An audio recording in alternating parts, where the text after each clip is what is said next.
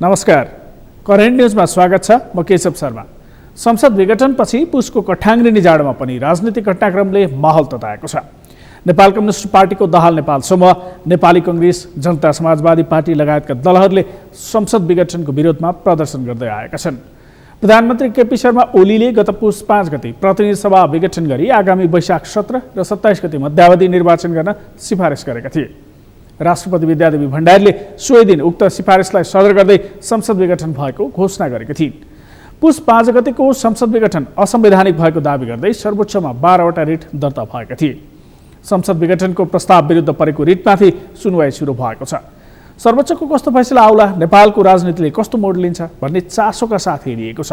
सर्वोच्चको कस्तो आदेश आउँछ र नेपालको राजनीतिले कस्तो मोड लिन्छ भन्ने समयले नै देखाउला। तर संसद विघटनपछि नेकपा दुई भागमा बाँडिएको छ। दुई समूहमा बाँडेको नेकपामा ओली पक्ष र दाहाल नेपाल पक्ष कसैले पनि राजनीतिक दल सम्बन्धी ऐनले तोकेको व्यवस्था अनुसार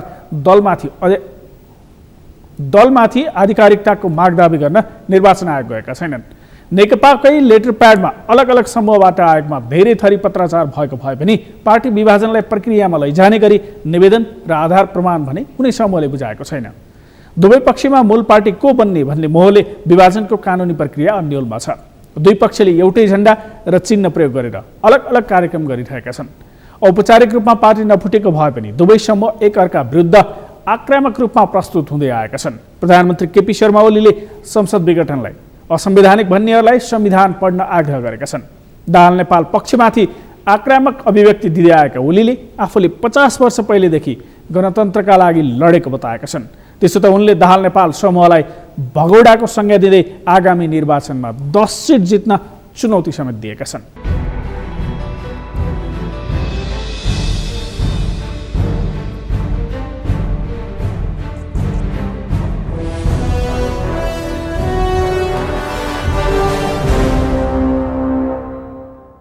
माधव नेपालजीलाई मसँग चुनाव हार्नुभयो अध्यक्षमा 15 वर्ष मजाले चलाएको मेरै समर्थनमा।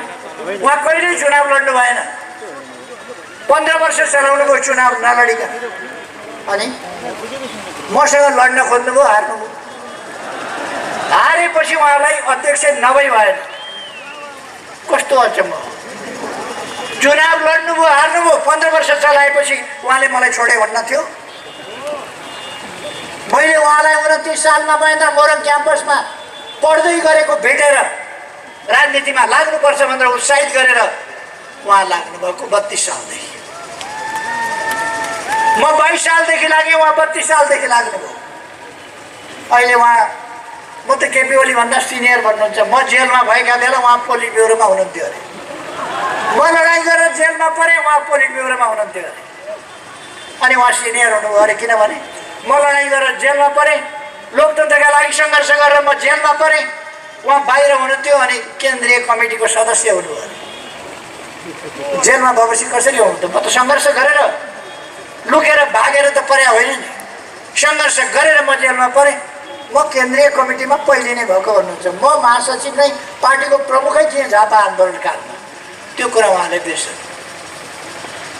आजकल पुष्पकमल दाहाल एउटै गीत गाउँदै हिँड्नुहुन्छ, एउटै गीत, तिरवटा भोटा बढ्ता फटाएको छु मैले, मलाई अध्यक्ष पहिलो अध्यक्ष छोडिदिनुहोस् भन्नुभयो अनि मैले माने। 3टा भोटा मात्रै फटाएको हो। 38 सालमा गोर्खामा मास्टरी गर्दै हुनुहुन्थ्यो उहाँ। म 8 वर्ष जेलमा परिसकेको थिएँ। 38 सालमा उहाँ मास्टरी गर्दै हुनुहुन्थ्यो। 27 सालमा म जेल परेर मुद्दा लागेको थियो।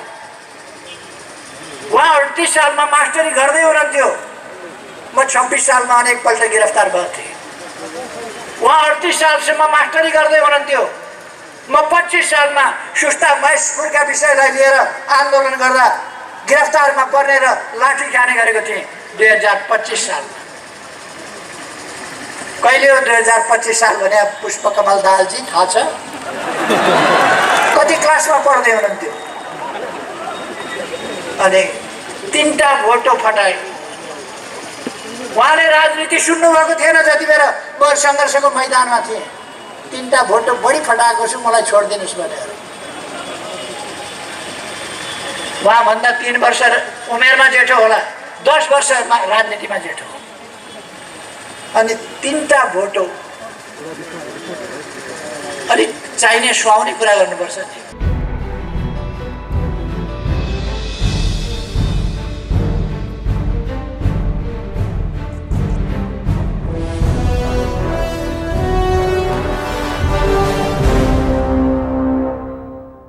राजनीतिले कस्तो मोड लिने हो भन्ने अझै निश्चित भइसकेको छैन। विभिन्न सम्भावना रहेकाले नेकपाको दुवै पक्षले दलको आधिकारिकतामा दाबी नगरेको हुन सक्ने विश्लेषण गरिएको छ। संसद पुनर्स्थापना वा निर्वाचन अथवा फेरि मिल्न सक्ने सम्भावनाका कारण उनीहरूले पार्टी विभाजनको प्रक्रिया अघि नबढाएको हुन सक्छ। प्रतिपक्षी दल नेपाली कांग्रेस यस्तै सम्भावना देखेर विघटन विरुद्धको आन्दोलनमा दाहाल नेपाल समूहसँग तत्काल सहकार्यको नगरेको हुन सक्छ। संसद विघटनको नेकपाको ओली पक्ष बाहेक सबै जस्तो राजनीतिक दलहरूले विरोध गरिरहेको भए पनि नेकपाको दाहाल नेपाल पक्ष बाहेक नेपाली कांग्रेस, राप्रपा र अन्य केही दलहरू अदालतले आदेश समेत विघटनको पक्षमा आए चुनावको उपयोग गर्ने पक्षमा देखिएका छन्। उनीहरूले संसद पुनर्स्थापनाको पहिलो शर्त भएको भए पनि चुनावमा गएर समेत अहिलेको समस्याबाट निस्कन सकिने धारणा राखिरहेका छन्। संसद विघटनपछि नेकपा 2 समूहमा बाँडिएको भए पनि उपाध्यक्ष वामदेव गौतम भने कुनै समूहमा नलाग्ने बताएका छन्। उनले कम्युनिस्ट एकता कायम गर्नका लागि छुट्टै साङ्गठनिक संरचना निर्माण गर्ने बताएका छन्। संसद विघटनको लामो समयपछि नेता गौतमले प्रधानमन्त्री केपी शर्मा ओलीले पार्टीको एकता जोगाउन राजीनामा दिएको भए राम्रो हुने बताएका छन्। पार्टीका नेताहरूले आफू विरुद्ध अविश्वासको प्रस्ताव लग्दैछन् भन्ने थाहा पाएपछि संसद विघटन गर्नुभन्दा प्रधानमन्त्री ओलीले राजीनामा दिएको भए राम्रो हुने उनको धारणा छ। गौतमले आफूले प्रधानमन्त्री विरुद्ध अविश्वासको प्रस्ताव लैजान लागेको समेत थाहा नपाएको बताएका छन्। त्यसै त उनले प्रतिनिधि सभा विघटनपछि अहिले सर्वोच्च अदालतमा परेका रिटहरू संवैधानिक इजलासमा लगिएपछि असंवैधानिक भन्न नमिल्ने बताए। यो विषयमा बोल्न पाउने मौलिक अधिकार भए पनि अदालतमा विचाराधीन विषयमा असंवैधानिक भन्यो भने अदालतको राजनीतिक रूपमा अपमान हुने उनको धारणा छ।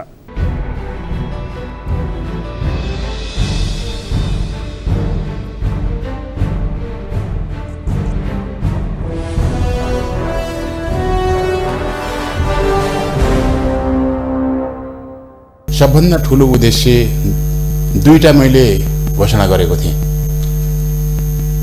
एउटा गणतन्त्र नेपालको स्थापना गर्ने र दोस्रो यो गणतन्त्र नेपालको स्थापना गर्ने काम मेरो जीवनको उत्तरार्धतर्फ प्राप्त भएको हुनाले अब मैले नेपालको कम्युनिस्ट आन्दोलनलाई एकीकृत गर्न सकेँ भने एउटा ठुलो उपलब्धि हुनेछ।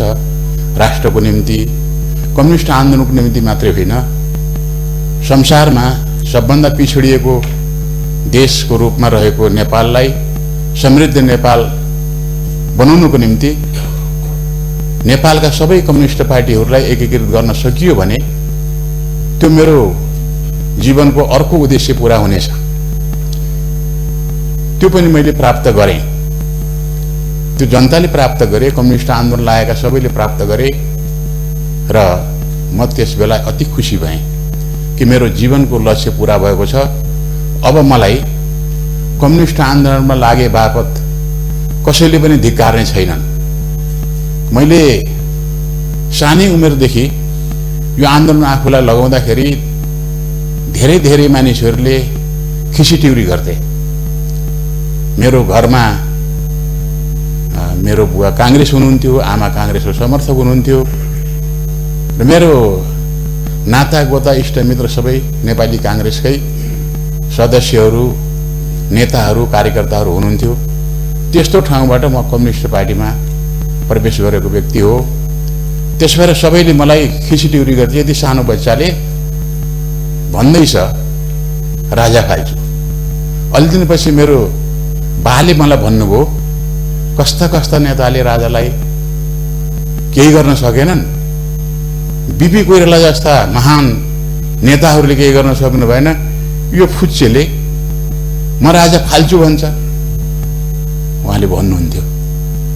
र मैले मेरो बाको अगाडि केही बोल्न सक्दैन थिएँ कि घरमा हैकम थियो, तर म लुकेर मात्रै आफ्ना विचारहरू, आफ्ना झन्डा प्रदर्शन गर्ने आदि इत्यादि गर्थेँ। र मैले राजतन्त्र अन्त्य भएर गणतन्त्र स्थापना हुँदाखेरि मेरो पिताजी बाँच्नु भएको भए के भन्नुहुन्थ्यो होला, भनेर मैले गर्व गरेँ। अब नेपाली जनताले मलाई पटक पटक माया प्रदर्शन गरेका छन्, सम्मान प्रकट गरेका छन्। उनीहरूप्रति म सधैँभरि आभार नै छु। तर त्यही पार्टी आज विभाजित छ। मैले कुनै औचित्य देख्दैन विभाजनको, कुनै पनि एउटा पनि औचित्य देख्दैन। म पार्टी एकतापछि पार्टीको सचिवालयको एउटा सदस्यको नाताले मैले धेरै विषयहरू उठाएँ। पार्टीका नेताहरूका कार्यशैलीका सम्बन्धमा पनि मैले सुधारको निम्ति धेरै अनुरोध गरेँ, तर पनि त्यो कार्यशैली सुधार हुन सकेन र म विभिन्न कारणले एउटा विरोधी जस्तो भएर प्रकट भएँ। तर मैले अविश्वासको प्रस्तावबाट आफ्नै पार्टीको नेतालाई पराजित गर्ने यस्तो किसिमको काम होला भन्ने मैले सोचेको थिइनँ र गएको 8-9 महिनादेखि मैले निरन्तर आलोचना गर्ने समूहभित्र बसेर पनि पार्टी एकतालाई जोगाउनको निम्ति मैले अविश्वासका प्रस्तावलाई असफल गराएको थिएँ। म त्यसमा सामेल हुन सक्दैन भनेको थिएँ। पार्टीमा विभिन्न आरोप प्रत्यारोपहरू सहितका पत्रहरू राख्दाखेरि पनि मैले यो एउटा सुधारको निम्ति सम्भव उपाय हुन सक्छ भनेर मैले राखेका थिएँ। तर अविश्वासको प्रस्ताव लैजाँदाखेरि मलाई सोधिएन। यसपटक मलाई थाहा थिएन कि 5 गते अविश्वासको प्रस्ताव जान्छ भनेर। प्रधानमन्त्रीको म कटु आलोचक हो। उहाँको कार्यशैलीले नै हाम्रो पार्टीमा धेरै धेरै विवादहरू उत्पन्न गराएका हुन् र उहाँ मेरो 43 वर्षदेखिको सहयोद्धा पनि हो, मेरो मित्र पनि हो र उहाँलाई मैले धेरै पटक सुझाव राखेको छु यो शैली सुधार गर्नुपर्छ भनेर। उहाँ प्रधानमन्त्री 2 पटक हुनुभयो। 2 पटक मैले धेरै अनुरोध गरेँ। कति मेरा सुझावहरू उहाँले ग्रहण गर्नुभयो, कति ग्रहण गर्नु भएन। तर उहाँले पनि मलाई मित्रको रूपमा नै सधैँभरि सम्मान गर्नुहुन्छ, आज पनि गर्नुहुन्छ। तर यसपटक प्रतिसभा भङ्ग गर्दाखेरि म एउटा कम्युनिस्ट आन्दोलनको योद्धा, आफ्नो जीवन समर्पित गरेको, आफ्नो किसिमले भूमिका खेलेको, सायद नेकपा एमाले भित्र सबभन्दा बढी संगठन निर्माण गर्ने र नेताहरू, कार्यकर्ताहरू, पार्टी सदस्य निर्माण गर्ने भित्र म पर्छु होला। अत्यन्त कठिन परिस्थितिमा हामी एक ठाउँमा छौँ। तर उहाँले सोध्नु भएन, मलाई थाहा थिएन। उहाँले पटक पटक भन्ने गर्नुभएको थियो कि यो मलाई अविश्वासद्वारा बर्खास्त गर्ने काम, प्रधानमन्त्रीबाट बर्खास्त गर्ने काम गर्नुभयो भने त्यो दुर्भाग्यपूर्ण हुनेछ। मैले उहाँलाई सल्लाह दिएको थिएँ, पार्टीमा जब अल्पमतमा पर्छन् नेताहरू, प्रधानमन्त्री नै भए पनि राजीनामा दिनुपर्छ। पार्टी जोगाउनको निम्ति अन्तिम पटक पनि उहाँको निम्ति त्यो अवसर थियो। अविश्वासको प्रस्ताव लगिरहेका थिए भन्ने थाहा पाएपछि मैले सोचेँ म त्यो ठाउँमा भएको भए के गर्थेँ होला भनेर सोचेँ। नभएको भए त्यो अविश्वास प्रस्ताव दर्ता गर्नुभन्दा पहिले नै मैले राजीनामा दिन्थेँ। त्यसले मैले मेहनत गरेर निर्माण गरेको पार्टी जोगिन्थ्यो र एउटा उदाहरण प्रस्तुत हुन्थ्यो नेपालको इतिहासमा कि पार्टी र सरकारको सम्बन्ध राम्रो मिलाउनको निम्ति र आगामी दिनमा यो आन्दोलनलाई अगाडि बढाउन चाहनेहरूको निम्ति एउटा शिक्षा हुने थियो। मैले त्यस्तो सोचेँ। त्यस भएर मैले समर्थन गरिनँ। मैले यो असंवैधानिक कदम हो भनेर भने। तर सर्वोच्च अदालतमा परेका जति पनि रिटहरू छन् ती रिटहरू संवैधानिक इजलासमा लगिएपछि अब असंवैधानिक हुन् भन्न मिल्दैन। त्यसैले म चुप लागेको छु कि यो विषय संवैधानिक विषय हो भनिसकेपछि सर्वोच्च अदालतले त्यो भनिसकेपछि पछि पनि निर्णय गर्दाखेरि यदि पुनर्स्थापनै गरेछ भने पनि यो असंवैधानिक हो, त्यसो भएर पुनर्स्थापन भनेर भन्ने छैन।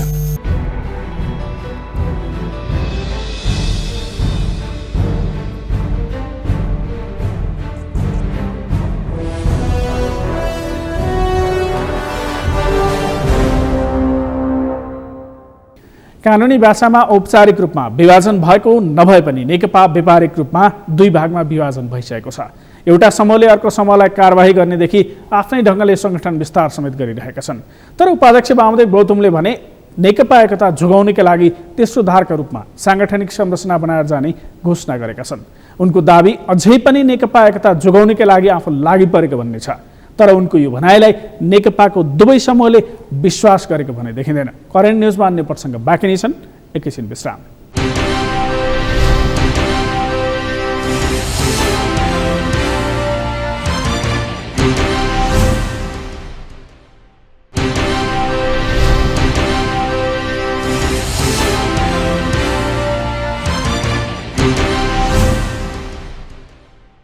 विश्रामपछि करेन्ट न्युजमा स्वागत छ। संसद विघटन विरुद्ध परेको रिटमा कस्तो फैसला आउला भन्ने चासोको विषय बनेको छ। यद्यपि नेपाल कम्युनिस्ट पार्टीको ओली समूहका नेताहरूले अब संसद पुनर्स्थापना हुन नसक्ने भएकाले चुनावको तयारीमा लाग्न भनिरहेका छन् भने अन्य राजनीतिक दलहरू खास गरी नेकपाकै दाहाल नेपाल समूहले संसद पुनर्स्थापनाको विकल्प हुनै नसक्ने बताउँदै आएको छ। नेपाल कम्युनिस्ट पार्टी नेकपाको दाहाल नेपाल समूहमा रहेका प्रवक्ता नारायण काजी श्रेष्ठले प्रधानमन्त्रीको निर्णयलाई सर्वोच्चले अनुमोदन गरे प्रतिगमनको यात्रा सुरु हुने बताएका छन्।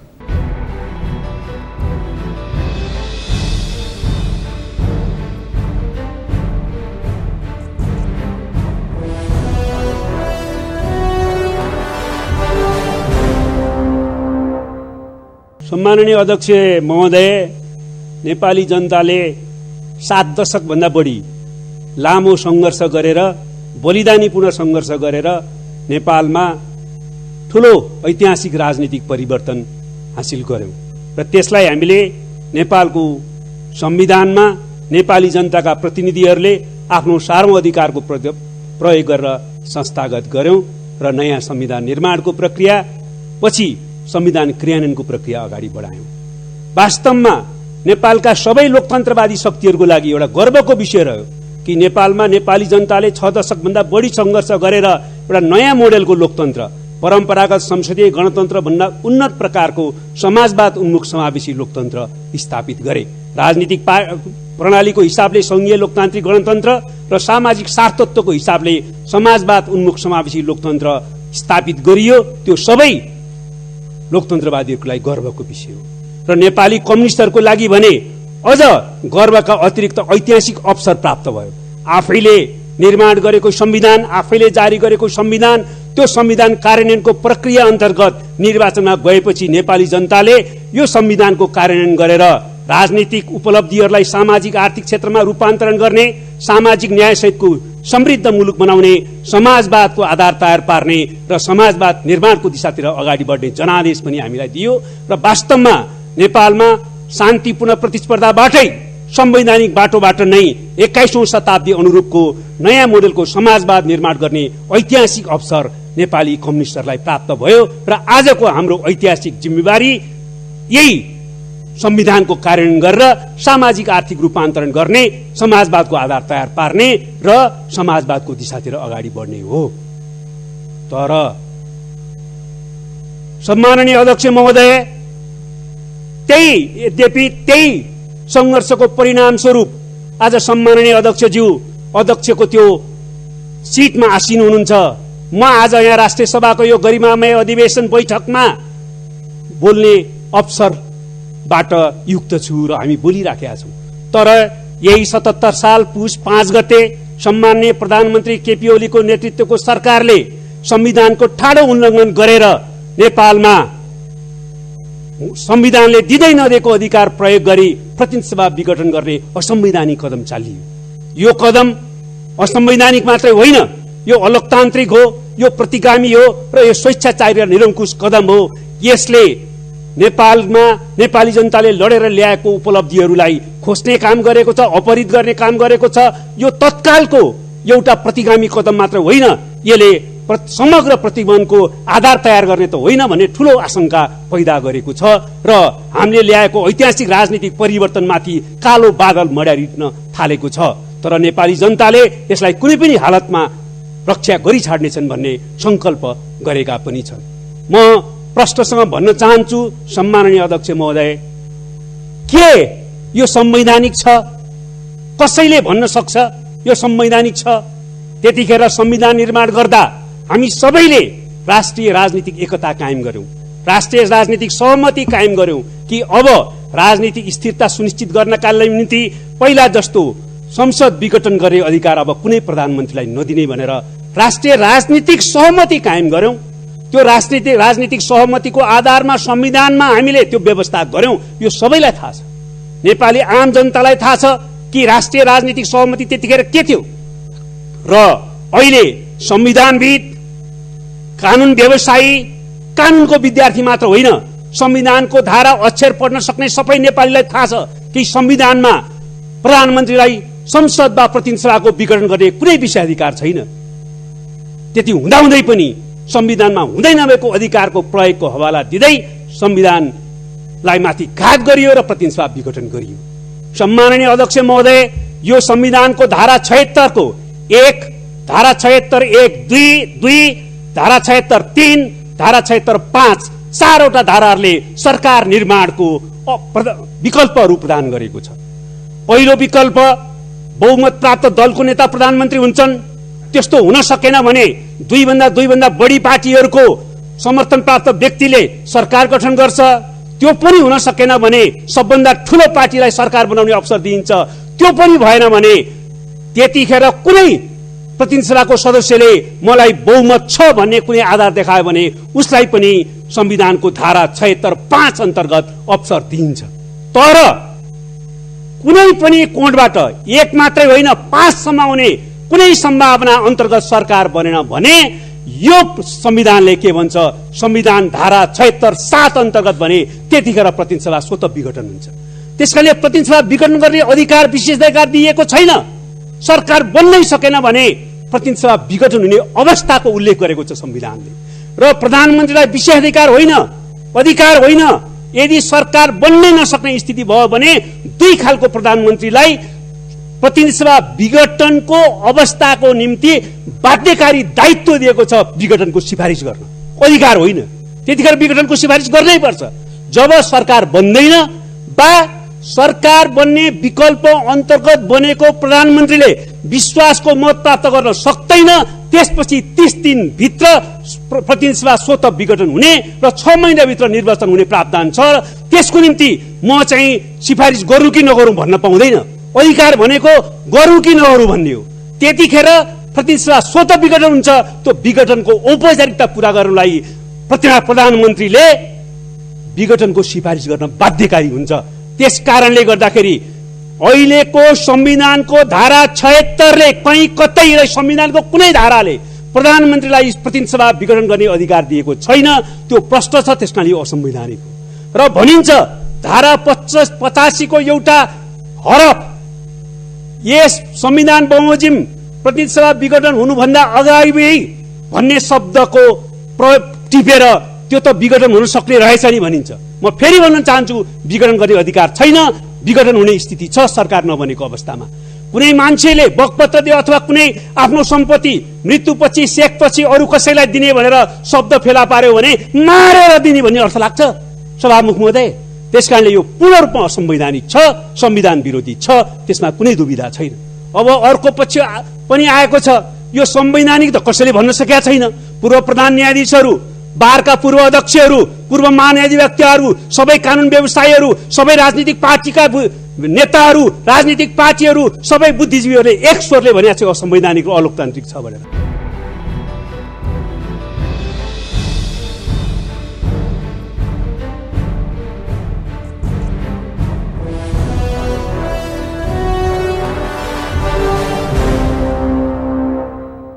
सडकबाटै संसद पुनर्स्थापना गर्ने भन्दै आन्दोलनको घोषणा गरेको दाहाल नेपाल समूहले देशैभरका जिल्ला प्रशासन कार्यालय मार्फत प्रधानमन्त्रीलाई संविधानको पुस्तक र विरोध पत्र समेत पठाएको छ। संविधानको पुस्तक पठाउन नेताहरू प्रतिनिधि सभा विघटनको असंवैधानिक कदमका विरुद्धमा सङ्घर्ष गरौँ लेखिएको ब्यानरसहित विभिन्न जिल्लाका जिल्ला प्रशासन कार्यालयहरूमा पुगेका थिए। त्यसो त संसद विघटन असंवैधानिक भएको भन्दै अधिकार कर्मीहरूले समेत विरोध गर्दै आएका छन्। उनीहरूले सबै दल एक भएको खण्डमा मात्र संविधान र लोकतन्त्रको रक्षा हुन सक्ने बताएका छन्।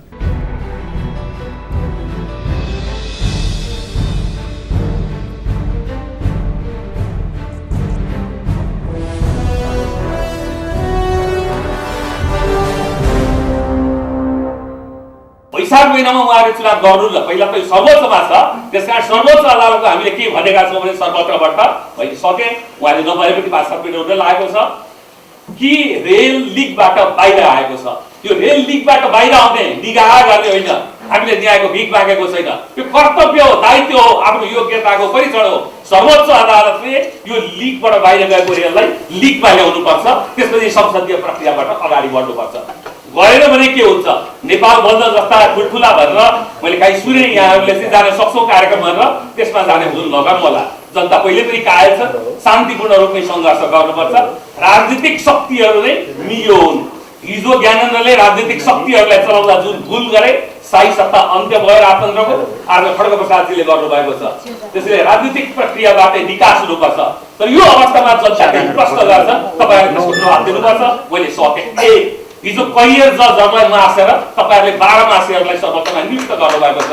त्यसको परिणाम आज तपाईँहरू नै भोग्दै हुनुहुन्छ। संवैधानिक निकायहरूमा भर्ती गर्ने क्रममा तपाईँहरूले आफ्ना मान्छेको नाममा अयोग्यलाई नियुक्ति गर्नुभएको छ। अहिले तपाईँहरूले त्रासको चाहिँ सास फेर्न बाध्य हुनुभएको छ। यो अवस्था जनता के चाहन्छ? थोरै चाहन्छ स्वीकारोक्ति। हिजो गरेका गल्तीको थोरै स्वीकारोक्ति फेरि र भोलि गल्ती नदोहोर्याउने प्रतिबद्धता।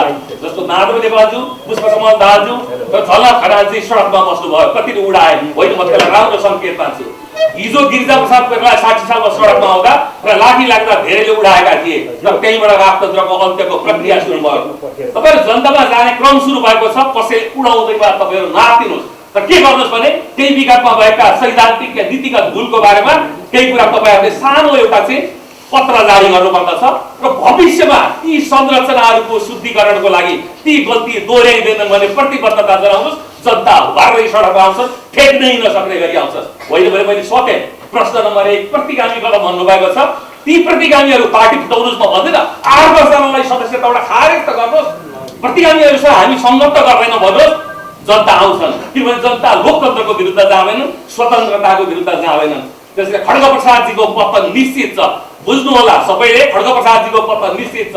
तर आफ्नो पतन सँगसँगै चाहिँ उहाँले लोकतन्त्रको त पतन गराउनुहुन्न भन्ने ठुलो आशंका छ। दक्षिणपन्थको यो चक्रव्यूहमा धार्मिक अतिवादलाई बढावा दिने ठुलो षड्यन्त्र भइरहेको छ। जुन रिक्तता खड्गप्रसादजीले क्रिएट गरिदिनु भएको छ संसदको हत्या गरेर, त्यही रिक्ततामा आफ्नो भविष्य देख्ने समूहहरू सब बनाउन थालेका छन्। हामी एउटा कुरामा के कमिटेड छौँ भने नेपालको संविधानको रक्षा हुनुपर्छ। सार्वभौम जनताको वास्तवमा के छ भने अवमूल्यन जुन भइरहेको छ, सार्वभौम जनताले वास्तवमा त्यो प्रतिनिधित्व गरेर आफ्ना निर्वाचित प्रतिनिधि त्यहाँ पठाउने 2/3 बहुमतको सरकार निजामले तपाईँले चलाउन सक्नु भएन भने जनतालाई परिराखेका छन्। र फेरि एउटा तपाईँको विरुद्ध एउटा नेगेटिभ कुरा के छ भन्नु छ भने तपाईँले आत्मसात गर्नुपर्छ। यो तपाईँको द्वन्द्वको चरमोत्कर्ष कहिलेदेखि भयो? जति बेला कोरोना सुरु भयो नि, सायद तपाईँलाई वास्तव घरमा बसेर लकडाउन गर्दा दिमाग उर्वर भयो कि क्या सबैको, त्यति बेलादेखि वास्तवमा के छ द्वन्द्वको विकास भयङ्करै भएको छ। फागुन चैतदेखि घटनाक्रमहरू तपाईँ हेर्नुहोस्, अहिलेसम्मको हेर्नुहोस्। जब जब लकडाउनको अवस्थामा पराकाष्ठ भइरहेको छ, जब जब मान्छे घर घरमा बसिरहेको छन्, त्यति बेला तपाईँहरूका बिचमा तपाईँको सचिवालयको बैठक सुनिन्छ, कहिले कम्युनिस्ट पार्टीको स्थायी समितिको बैठक भनिन्छ, त्यही मात्रै सुन्नु पाएको थियो। अनि हामी कहिले कहाँ चर्चा गर्थ्यौँ। हामी पनि सर प्रत्येक दिन के छ भने 5 जना 6 जनाको मात्र अनुहार देखिन्छ अफर। 5 जना 6 जना मात्र टिभीमा अनुहार देखिन्छ कसको, कामरेड छलराज खनालको, कहिन्छ कति कामरेड माधव नेपालको, कामरेड प्रचण्डको, कामरेड ओलीको, अनि हाम्रा काङ्ग्रेसको यता कता शेरबहादुर नेवार, यता कता के अरे यी 6 जना मान्छेमा भनिया छ है नेपालको लागि। ट्रेनिङ भएकोहरू 6 जनादेखि बाहेकहरू कसैको अनुहार आउँदैन। स्वतन्त्र रूपमा एउटा नागरिकले आफू बाँच्न पर्ने अधिकार अब बिस्तारै कुण्ठित हुने तर्फ उन्मुख भइरहेको छ र आज जुन किसिमले नागरिक समाजसँग यहाँहरूले छलफल राख्नु भएको छ म भन्छु नागरिक समाजका पूर्व वक्ताज्यूहरूले भनिसक्नु भएको छ हामी केका लागि भन्दाखेरि लोकतन्त्रको रक्षाको लागि हामी आज यहाँ उभिएका छौँ र यो घटनाक्रम कसरी विकसित भइरहेको छ त्यसको इतिहासमा पनि उहाँहरूले प्रकाश पार्नु भएको छ। अबको संविधान भनेको अथवा नेपालको संविधान 2072 भनेको धेरै सङ्घर्षबाट आएको छ, धेरै रगतहरू बगेर आएको छ, धेरै मान्छेले नचाहँदै पनि आफ्नो ज्यान गुमाएका छन्। छतमा बसेका मान्छेलाई गोली लागेको छ, घरभित्र बरन्डामा बसेका मान्छेलाई पनि गोली लागेको छ। र सबैभन्दा अर्को महत्त्वपूर्ण कुरा के भन्दाखेरि यो संविधान ल्याउनको लागि जुन सङ्घर्ष भएको थियो यो हलमा बस्ने हरेक मान्छेले कुनै न कुनै कर्नरबाट त्यो सङ्घर्षमा आफ्नो भूमिका खेल्नु भएको थियो। र अब यो जुन एउटा राजनीतिक घटनाक्रम विकसित भइरहेको छ यसले एउटा मलाई मात्रै होइन हरेक राजनीतिक जटिलतातर्फ संवैधानिक जटिलतातर्फ देशलाई धकेलिरहेको छ र यो जटिलता फुकाउने काम भनेको यहाँहरूकै हो हामी सबैको हो जस्तो मलाई लागिरहेको छ। र हामीले के चाहेका थियौँ भन्दाखेरि एउटा निर्वाचित हाउस चाहेका थियौँ। त्यो निर्वाचित हाउस मैले अस्ति पनि भनेको थिएँ बन्द बस्यो लामो समयसम्म। जुन दिनदेखि कोभिडको प्रभाव पर्यो विश्वमा त्यही दिनदेखि त्यो निर्वाचित संस्था चाहिँ बन्द बस्यो। के को लागि भन्दाखेरि राजनीतिक दलको झगडामा, एउटा राजनीतिक दलको झगडामा। त्यो झगडा त त्यही पार्टीभित्रै सीमित भइदिएको भए हुन्थ्यो नि। त्यो संसदले काम गरेन भनेपछि त राजीनामा दिनुपर्ने हो नि। त्यो नैतिकता अथवा साहस चाहिँ किन आएन प्रश्न त्यहाँ पनि हुँदो रहेछ। यो घाम जतिकै छलङ्ग भएको विषयलाई लिएर म बढ्दो चर्चा गर्दिनँ। अब कसले गर्यो भन्ने विषयमा केही निजी कुराहरू पनि राखेर र कस्तो किसिमबाट चाहिँ यसरी हुन गयो भन्ने विषयले लिने हो भनेदेखि तपाईँ हामीले त ओहो यस्तो त्यति लामो सङ्घर्षबाट हामीले चाहिँ संविधान लिएर आयौँ र अब स्थायित्वको निमित्त हामी अगाडि बढिरहेका छौँ। 1 साल 2 सालसम्म त त्यस्तै होला, तर क्रमिक रूपले 5 वर्षसम्म त के एउटा सेट बन्न सक्छ है भन्ने कुरामा हामी विश्वास थियो। र केही कानुनहरू पनि सम्भवतः संसदमा लिएर गइराखेका छ, अध्यादेशहरूलाई लिएर गएर राखिएको। अब सञ्चारको माध्यममा आएअनुसार 38वटा यस्ता विधेयकहरू संसदबाट अनुमोदन गर्न बाँकी रहेका रहेछन्। त्यसमा कति खर्च भयो होला, कति समय लगाइयो होला, दुनियाँको कुरा छ। अनि यो रुचेश्वरमा के भनिन थालिन्छ भने हामीलाई त कामै गर्न नदिएको हुनाले बाध्य भएर मैले त संसद विघटन गर्नु पर्यो। त्यो विघटन पनि के कारणले गरिन्छ भन्दाखेरि मेरै दलका साथीभाइहरूले मलाई काम गर्न दिएन। त्यसो भए हुनाले नयाँ म्यान्डेटको लागि जाँदैछु। अनि अदालतमा जाँदाखेरि के भनिन्छ यो राजनीतिक विषयको खबरदार तिमीले त्यतापट्टि हेर्न पाउँदैनौ।